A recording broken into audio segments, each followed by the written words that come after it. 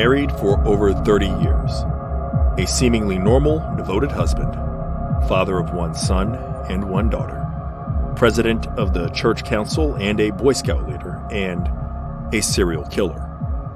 Dennis Rader, aka the BTK, is one of the more famous and extreme examples of a heinous murderer who seemed trustworthy provided you were unaware of or ignored some of his warning signs. He was an ordinary suburbanite, seemingly, who kept his deeds so secret that even his wife and children were clueless as to his true nature. Something that sets him apart from the likes of Richard Ramirez or Jeffrey Dahmer, who were individuals already operating on the fringes of society in one way or another. Dennis Rader could have been considered a pillar of his community. In truth, he was a homicidal sadist, a serial killer again, who evaded capture for 31 years, and that ultimately negates any kind of goodness he could have ever brought into the world, of course, by a long shot. And in a better world, his victims would be better remembered than he is. And in a perfect world, there would be no victims to speak of. But this is the world that we're in, and he is a particularly infamous and noteworthy example of a serial killer, in part, not just because of what he had done, but what he represents, the person who seems trustworthy and harmless, but who is in fact anything but. Trust can often be optional, meaning it's something we can choose to give or deny based on our direct experience and impulses with the individual that we're declaring either worthy or unworthy. Other times, though, and maybe more often than you realize, trust is something we're unconsciously obliged to give without much control over who receives it. If and when you next set foot on a plane, you'll be trusting the pilot to get you to your destination safely. You'll also be trusting mechanics that you probably didn't even see to have done proper maintenance on the plane.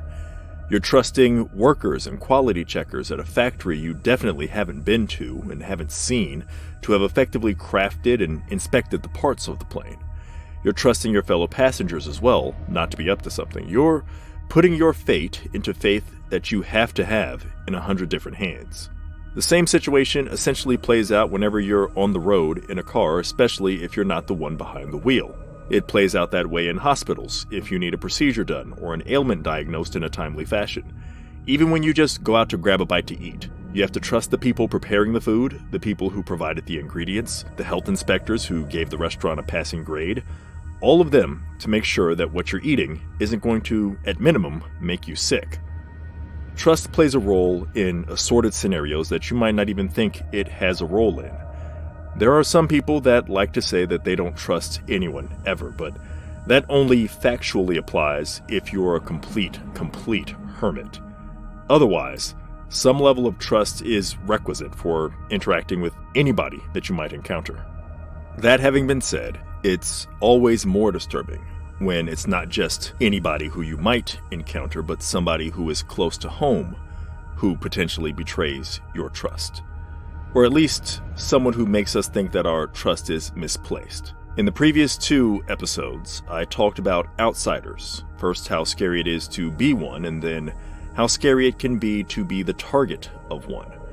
But sometimes it's someone on the inside, someone close to you and that you believed you were safe around, who is the source of the threat.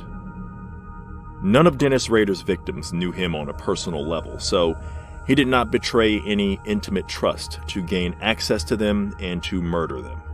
He did have a wife and children, however, as I mentioned at the top of this episode, and they had to cope with suddenly discovering that someone they loved and thought they knew and trusted was a serial killer and a torturer of men, women, and children. Of course, living with the fact that you were married to or were fathered by a murderer is nowhere close to being on the same level of victimhood as actually dying by that murderer's hands. Nonetheless, I can only imagine that it is a uniquely strange and miserable thing to live with. To endure the accusatory scrutiny of strangers from all over the world, wondering how did they not know. He did have a history of stalking, after all. As I mentioned earlier, he did have a history that could have signaled red flags if you were aware of it. Women had filed restraining orders against him, reported him. One had even changed cities to get away from him. So how could his own family not have known his nature and history and activities when they were living with him? It's perhaps a little bit easier to contemplate that unanswerable question, how did they not know, than it is to contemplate another question, that of how well can we ever truly know anyone? And how much can you ever truly trust anyone? Among the themes and fears explored in Jordan Peele's Get Out, one that is sometimes overlooked is the simple, fundamental betrayal of trust that is revealed at a pivotal point in the film. Uncertainty about who can or can't be trusted, who among the ones you love has been living a lie for as long as you've known them, that's also captured in one of the final shots of Jordan Peele's film, Us.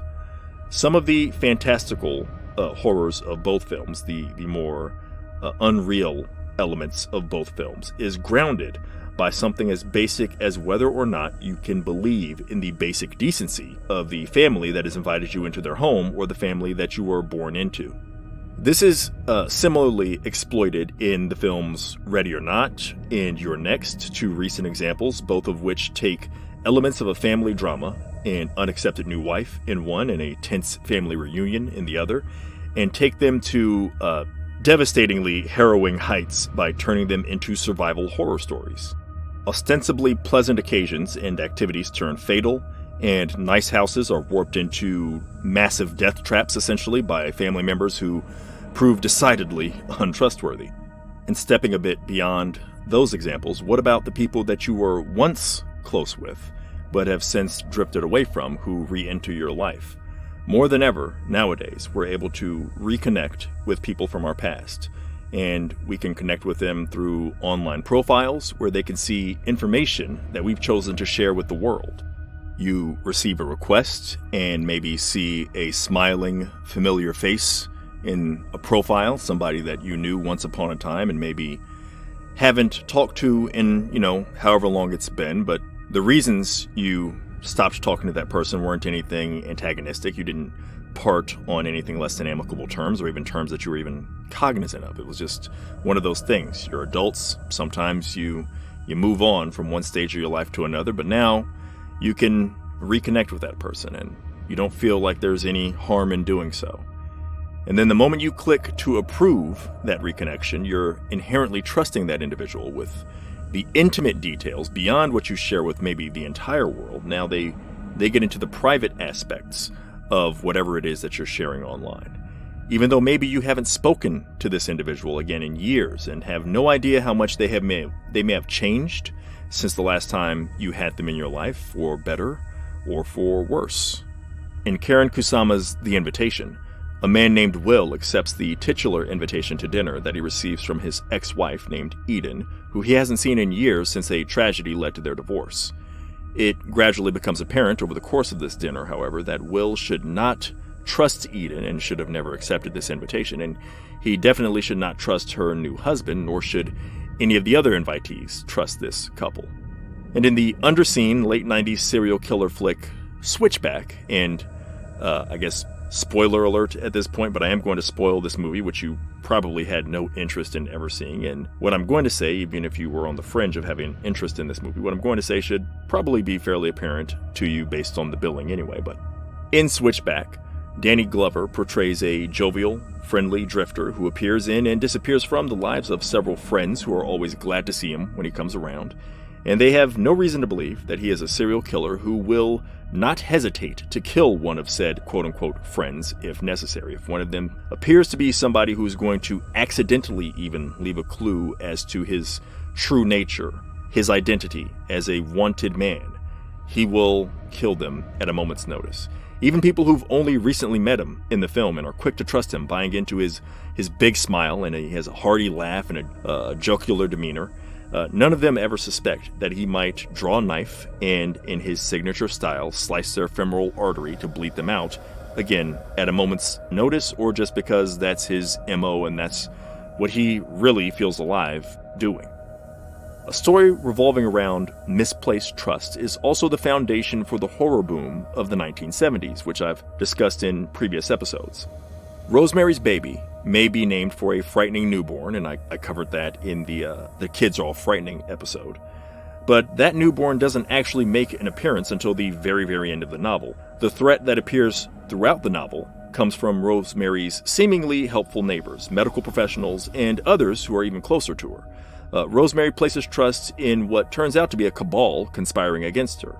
By the time she realizes what's truly happening and who these people are and what their motives are, she is effectively trapped.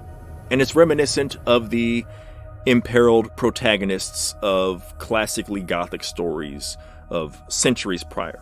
The women that would be stuck in a castle or tower or manor, and sometimes even men in the case of Dracula, of course, but stuck in the tower by someone that they trusted, stuck in the castle by someone that they trusted, oftentimes a relative by blood or by marriage, who has betrayed them.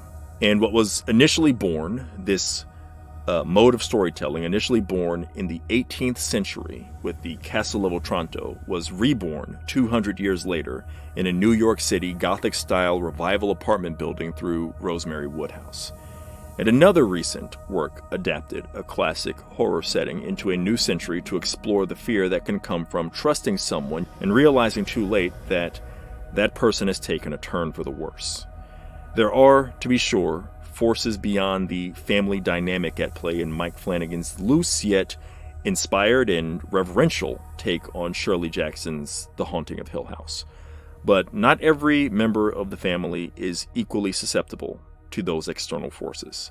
And when one finally succumbs to the haunted mansion's worst influences, she becomes a lasting threat to the ones who should be able to count on her the most.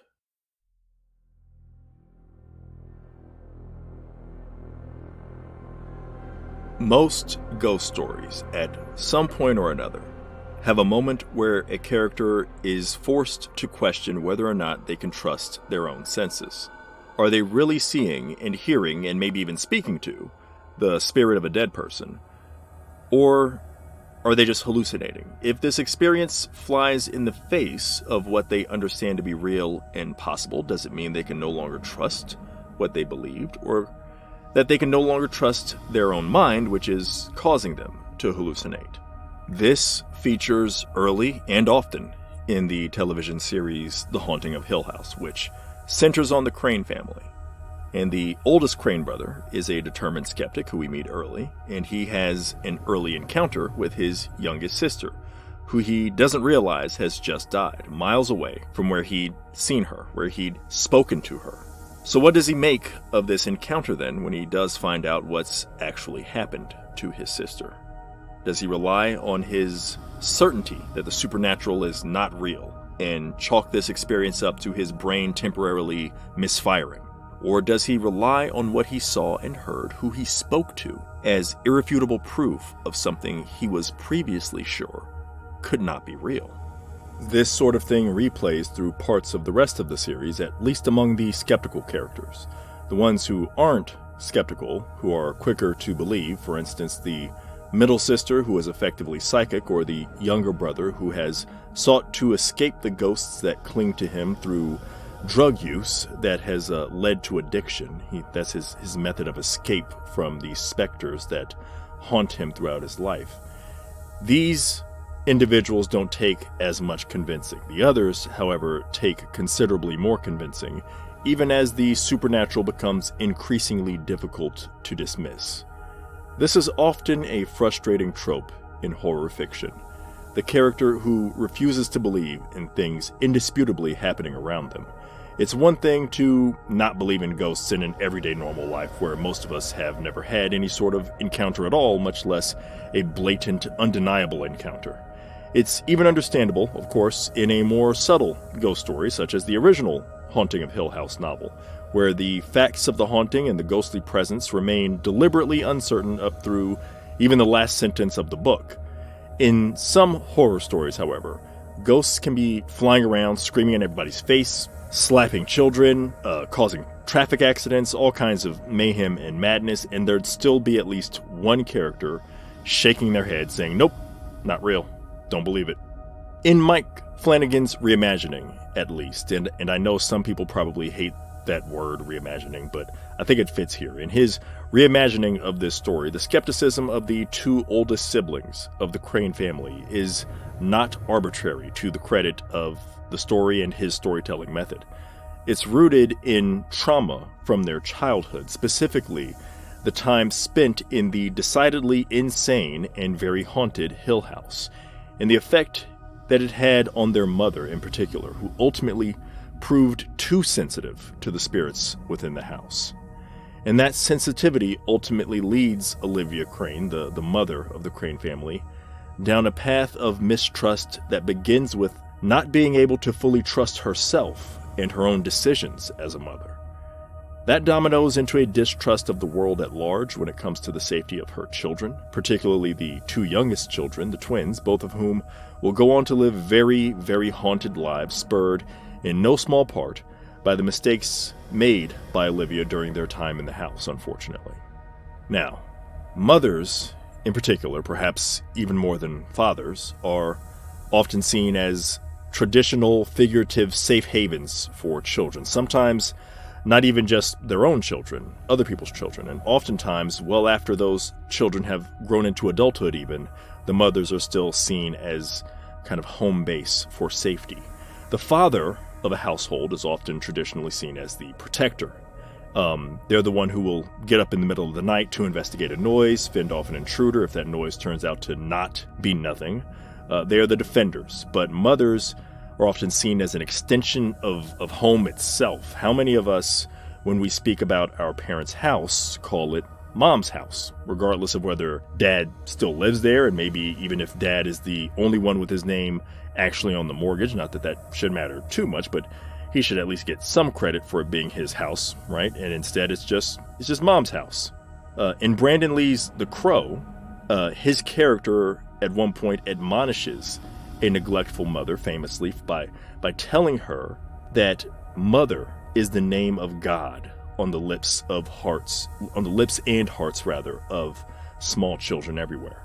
He has no such similar admonition for a father in the film, and not just because he ostensibly doesn't encounter any fathers in the film. I imagine it's hard not to surmise that at least one of the hoodlums he fights is an absentee father somewhere with children that they are severely neglecting, if not even acknowledging, but because that sort of dramatic weight, that of being the heavenly, borderline heavenly, loving figure, just often isn't expected of fathers. There's no similar speech or similar moment where he has to confront a father about that.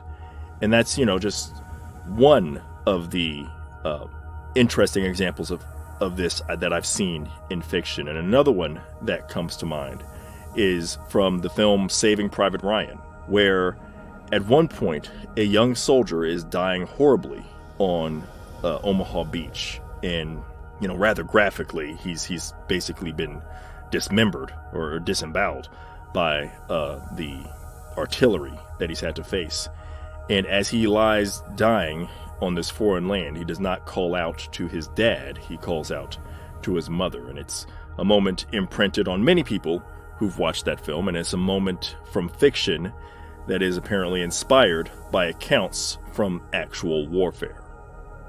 I say all this to hammer in that mothers represent a warm and welcome and healing safe zone, not just in fiction, but in real life, at least idyllically. Now, of course, not every mother would fit within that picture and that ideal, but in many people's depictions of a perfect world, that is what a mother would represent. And that's why horror always seems ready and willing to exploit this trust we have in mothers and turn it on its head. Just about literally in the case of the possession of the family matriarch in The Conjuring, who literally gets flipped upside down during her possession scene, flipped on its head. And then more figuratively, obviously, in most of the other cases, such as, for instance, famously, Mrs. Norma Bates, mother of Norman.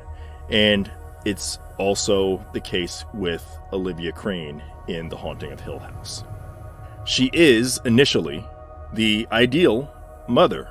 And not just in an old school, stays in the house and keeps the household kept up kind of way, in a more modern, professional even way, kind of the quote-unquote woman that can have it all, the modern woman. That is all before, of course, the house gets its hooks into her, but She is a great mother through no small effort. She balances work with motherhood, working alongside her husband to renovate and flip houses, and in this case, the ponderous and once again, just completely ghost-riddled Hill House.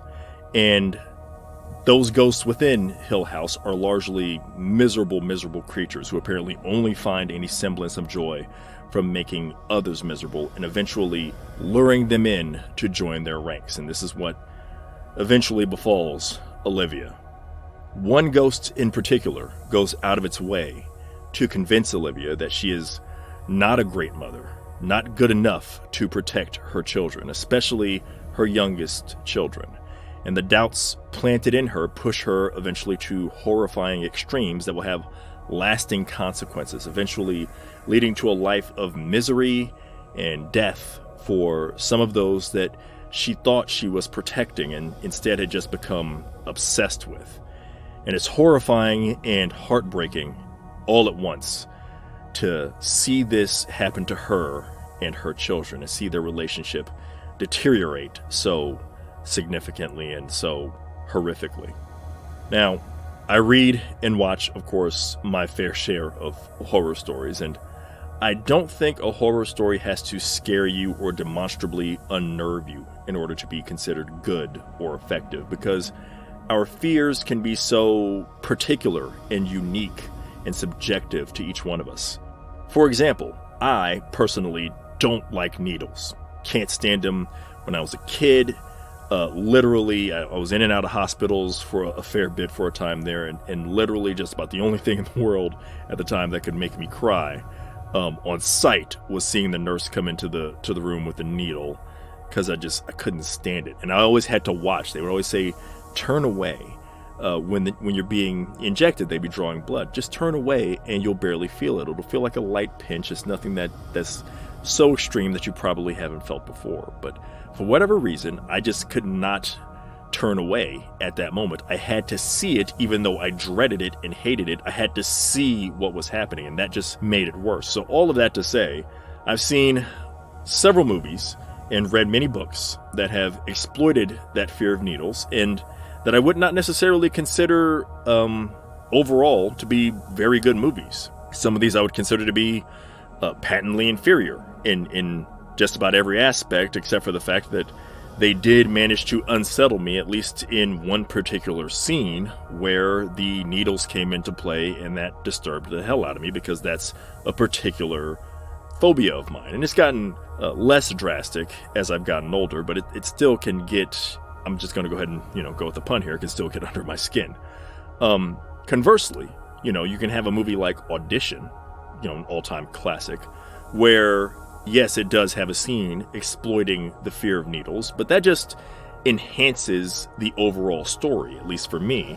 And really, even if you traded out the needles in that scene for just razor blades or knives or anything else that doesn't really have that same effect on me, I'd still consider that movie one of my favorites, because it's just great overall, regardless of its ability to specifically, get at me in a way that maybe other movies can't, because of my issue with needles. But, regardless of that issue that I have, again, I think the movie would probably get at me to a very, very significant degree anyway, because it's just so well executed and so good. And so I say all of this. This is hopefully a mild digression, not a severe digression at this point, but I say all of this because The Haunting of Hill House did have a specific moment that actually got to me in a way that most other horror stories that I really, really like have not done for well over a decade or so now at this point. Now, I've had some stories give me a nightmare or two that I can think of. The movie It Follows, for instance, gave me a nightmare. The first trailer for the first chapter of It gave me a nightmare while I was on vacation, no less. Peter Straub's book, Floating Dragon, when I first read that, had a specific nightmare about a particular scene, a specific scene from that book that stayed with me for a little bit there. That's just to name a few. But none of those really got to me and really lingered with me for even weeks afterward, per se, the way that the particular moment in Haunting of Hill House, which I'll get to in a moment, did. And, I've always been somewhat susceptible to nightmares. Maybe not even somewhat, that might be underplaying it, but I've always been susceptible to nightmares to some degree or another. So I don't necessarily think that a story giving me nightmares is necessarily indicative of it really attaching itself to me and affecting me on an emotional level, even though, again, all those stories that I just cited, the movies that I just cited there that were examples of giving me nightmares. I like all of those. I really, really like all of those, in fact. Hill House, though, had a moment, a revelatory moment as far as plot-wise, toward the end, or right at the end, actually, the last final seconds of one episode, that felt like just a punch to the stomach. It felt like somebody had reached through my stomach, up into my chest, got to my heart, and was just trying to squeeze every bit of blood out of it. It just had a huge impact in that moment on me. It did not actually end up giving me nightmares. It kept me up thinking about it and worried that I was going to have nightmares, and that was, in its own way, worse. And as I would lay awake, for multiple nights on end, wondering why this moment, why this scene in particular of the many, many, many, many others I consume on a regular basis, why this moment got to me the way it did, I came to a couple of conclusions. One, it represented a certain cruel inevitability, a sort of infinite loop, not quite an infinite loop, but the impression of such, of a partially self-induced and potentially eternal emotional suffering, something that is inescapable and unavoidable and repeated through as long as existence is going to continue. And then secondly, it was the end result of a grotesque and horrible betrayal of trust that one should reasonably have in their mother. The idea that all of the horrible things that have happened in your life, that have even impacted other people in your life potentially just by association, all of the chances of happiness that you've been denied, all these different things, are all the product of a mother's misbegotten attempts to save you that eventually warp into a selfish and aggressively harmful and successful attempt to keep you by her side forever, no matter the cost, even if that cost is death, and even then after death. That idea just horrified me. Just all of that kind of was wrapped together in this moment and in this scene, and it really got to me. And maybe it just caught me in a particular moment in my life and in my head, and things that I'd been thinking about recently. I don't really recall that being the case, but it's a possibility. I'm certainly not going to discount it. Or maybe that's reflective of something buried in my psyche that I need to see a therapist about one of these days and have it worked out. But for whatever reason, whatever the cause, the notion that it brought to the surface of my brain that it might be a little bit healthy even to fear completely trusting anyone, in terms of just giving full and total trust in anyone. There might be a healthy fear in doing that. And conversely, it might be a little bit unhealthy to have blind, absolute faith in anyone. That made the story that much more affecting and disturbing to me, because you don't really want to necessarily think about how important it might be to not completely trust anyone in your life, and yet that could prove essential. But of course, there's an extreme version of that as well. And failing to trust someone else, or trusting yourself a little too much at the expense of trusting others, can potentially backfire, leaving you wondering whether you've made a mistake eventually that can't be undone. This is the path eventually followed by another family facing ordinary and potentially supernatural threats simultaneously. And this takes place in a Southern Gothic film about a child losing faith in a parent. Eve's Bayou.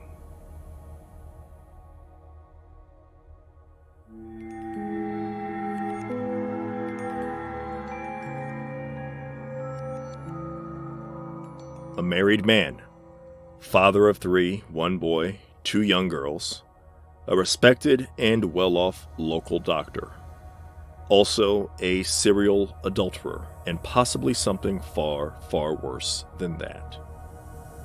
One of Dr. Batiste's children is named Eve, and she's possibly in possession of a quote-unquote second sight, which gives her occasional, vivid visions of things to come, things in the present, also, that she couldn't otherwise be witness to, and finally, things in the past that, again, she wasn't there to see firsthand.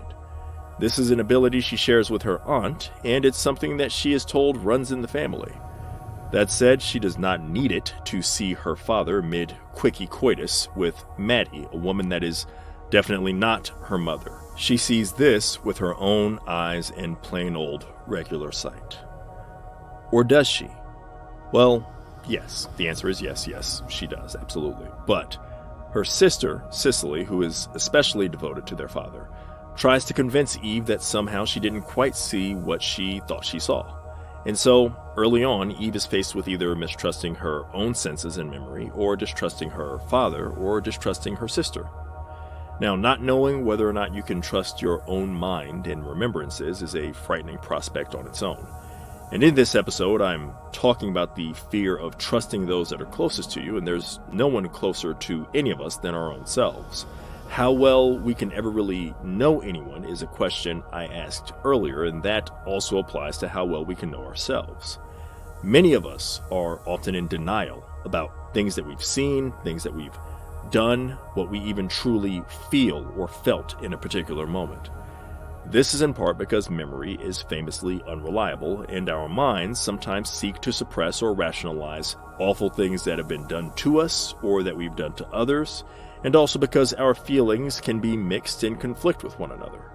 We can come to loathe someone that we still partially love. We can want to forgive someone for our own peace of mind, but also want revenge against them as well to satisfy a darker impulse. And then on top of all of that, imagine being a child experiencing all these feelings and mixed memories. Eve has just seen her beloved father cheating on her mother with Maddie, and has just discovered she possibly also has psychic powers because she recently experienced a vision of her uncle's death just before it happened. This would probably be too much for even a mature mind to process all at once, much less the mind of a 10-year-old. And things only get more complicated and worse from there.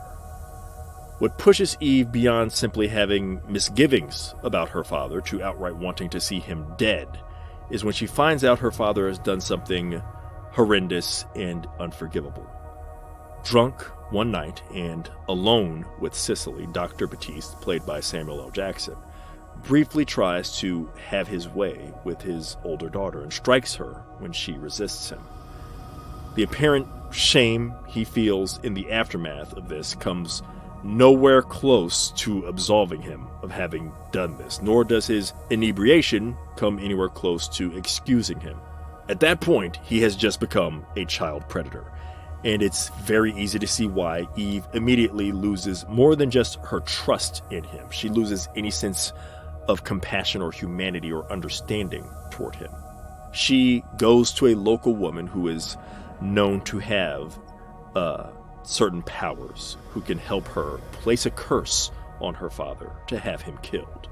But then, as is the film's intent, the complications of memory and the mind and what you can or can't trust even about your own past, much less someone else's past, told to you secondhand, make certain reactions questionable and even possibly regrettable.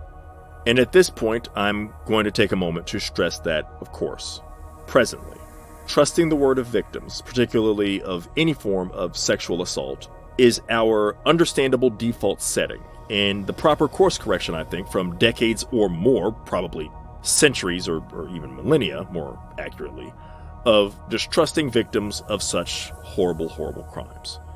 Ultimately, Eve's Bayou lands on the side of trusting Cicely, or at least attempting to empathize with her, even though it raises questions as to whether or not Dr. Batiste is truly guilty, and then leaves those somewhat open.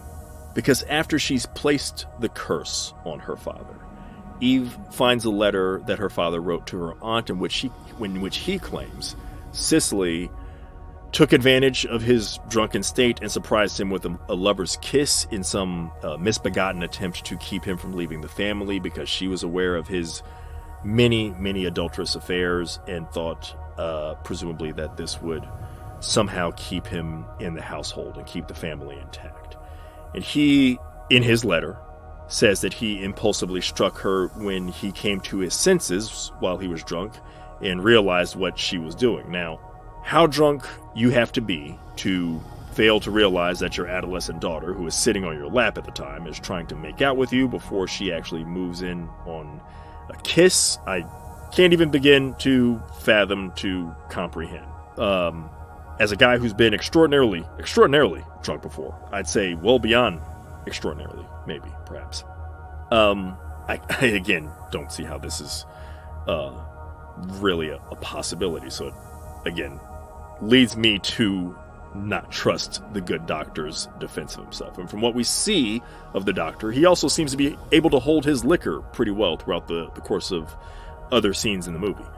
And also, given how the movie ends, I think we're ultimately meant to trust Cicely's experience, not Dr. Batiste's attempted self-exculpation. Nonetheless, when Eve reads this letter, her first instinct, is to now give her father the benefit of the doubt. At least, if nothing else, because his life is now on the line. A modicum of trust is now restored, at least enough for her to try to run out into the night to try to prevent his death. First, she tries to withdraw the curse, then she tries to find him directly to bring him to safety. But because it's much too late now to remove the curse, it doesn't matter that she does, in fact, find him in time to try to save him. And it might not also matter that she cursed him in the first place. It might matter much more that Eve approached Maddie's husband and dropped hints about his wife stepping out on him with her father. Ultimately, Eve's father doesn't die in some macabre and unusual fashion befitting a curse. He's shot dead by his mistress's enraged husband, a fairly conventional murder, as such things go, and something that might have eventually come to pass without Eve's involvement at all, much less a supernatural curse. Eve's supernatural second sight also perhaps fails to give her complete closure regarding what happened between Cicely and her father, in part because even Cicely tearfully confesses at the end to being confused about what really happened. Now, again, our remembrances of wrongs done to us and done unto others can be, as the film explicitly says, elusive. In the end, though, after using her second sight to see what truly happened, Eve just hugs her sister, makes sure that her father's letter is never found, and proceeds from there. She has had reason to distrust her father, who is, at minimum, deceitful, proven deceitful. She has cause to be suspicious of the supernatural and even her own influence over her father's fate. But ultimately, one way or the other, she's going to stand with her sister. And as scary as it can be to place your faith in someone, it can be equally frightening to have no conscious faith in anyone or anything. We are not engineered to be alone or perpetually suspicious of our neighbors, of our family members, or our friends. Suspicion has its value, yes. Being wary of trusting someone can potentially protect you. Being too afraid can, in turn, prove harmful. And yet it can seem easier to take one extreme or the other, to automatically believe in just everyone you meet, or to be vigilantly cynical, to have no faith in anybody that you ever meet. It can be easier to take one extreme side or the other than to find some personal balance and middle ground, because that requires assessing each situation and regularly making a choice, and trusting yourself, first and foremost, each time, to choose the right thing.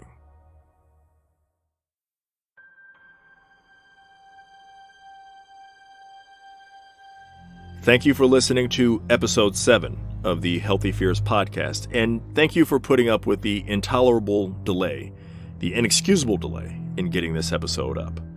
To try to make up for it, instead of the next episode coming out in 2 weeks, episode 8 is just going to come out in 1 week. And while I'm talking about things that are overdue, I owe a tremendous, huge thank you, a belated thank you to Sapphire Sandalo for having me on her podcast, Stories with Sapphire, to discuss some topics that are a little bit more serious and personal than the things that I often bring up and discuss on my podcast here. So again, can't thank you enough, Sapphire, for the opportunity you presented me there, and that was an incredibly rewarding experience.